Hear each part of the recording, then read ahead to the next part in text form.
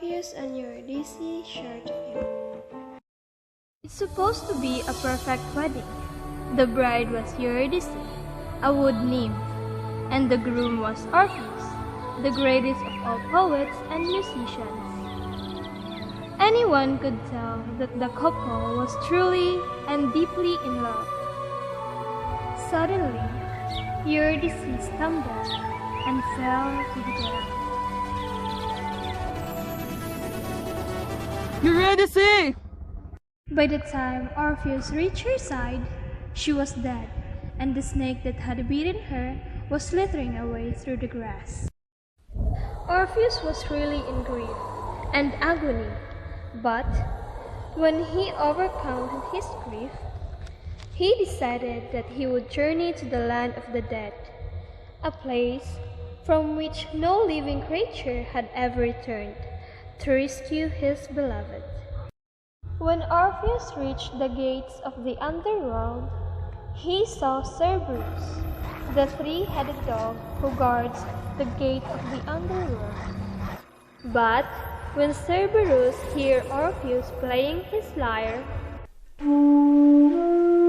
Cerberus fell in a deep sleep, and Orpheus passed to the gate of the underworld. Then he met Charon, the fairy captain who is charged to the dead souls to cross the river Styx. Charon was moved by the music that he brought Orpheus across free of charge.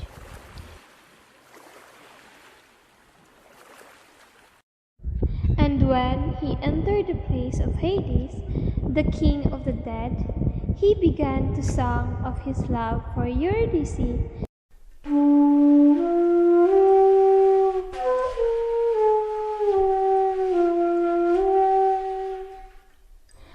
After Orpheus played his lyre, Hades granted his wish, but in one condition. You two are free to go, but you must go ahead and Eurydice will go behind you, and under no circumstance can you look back.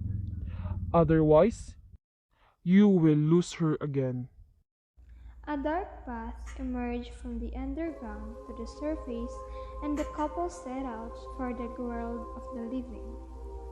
Orpheus walked all the way back, feeling concerned because he was not sure if Eurydice could keep up with him. When he was almost at the end of the tunnel, and the sunlight was already hitting his eye, Orpheus couldn't contain himself and looked back to make sure his beloved was there. But at that very instant, Eurydice was pulled back into the world of the dead.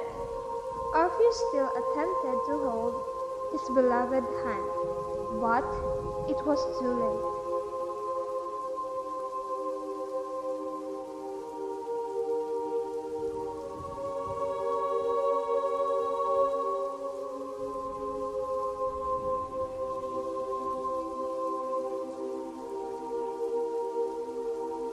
The desolate Orpheus sank into a terrible depression, and his music never rejoiced again.